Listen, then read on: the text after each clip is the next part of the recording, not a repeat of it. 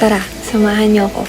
Puntahan natin ang isa sa mga sikat na night market in Taiwan, kung saan matatagpuan ang iba't ibang klase ng Taiwanese street foods.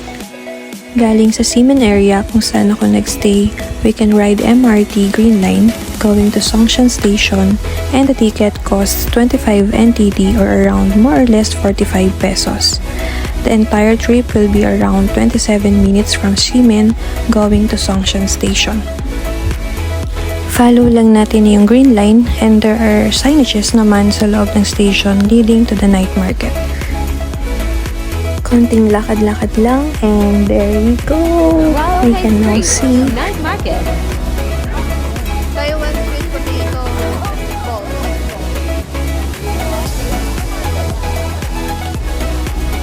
这是200块。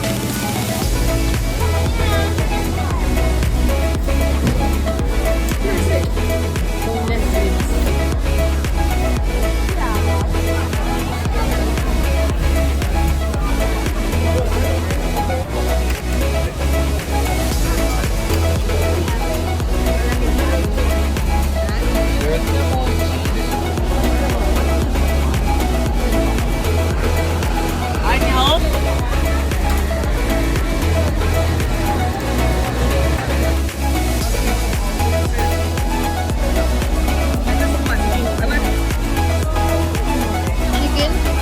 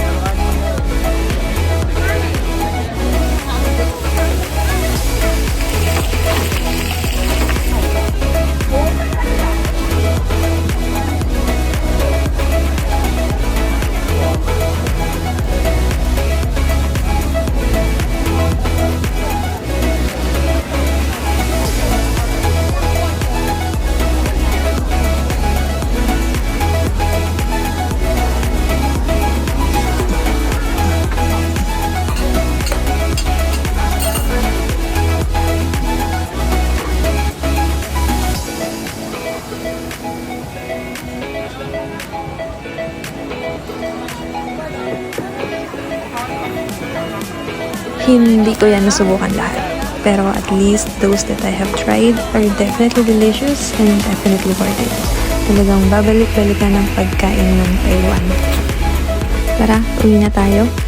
The night market actually operates only from 5 p.m. to 11 p.m.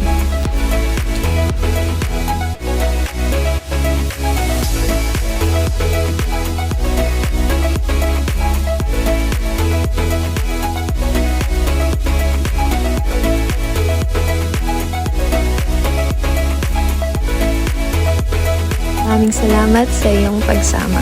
Sana ay nag-enjoy ka.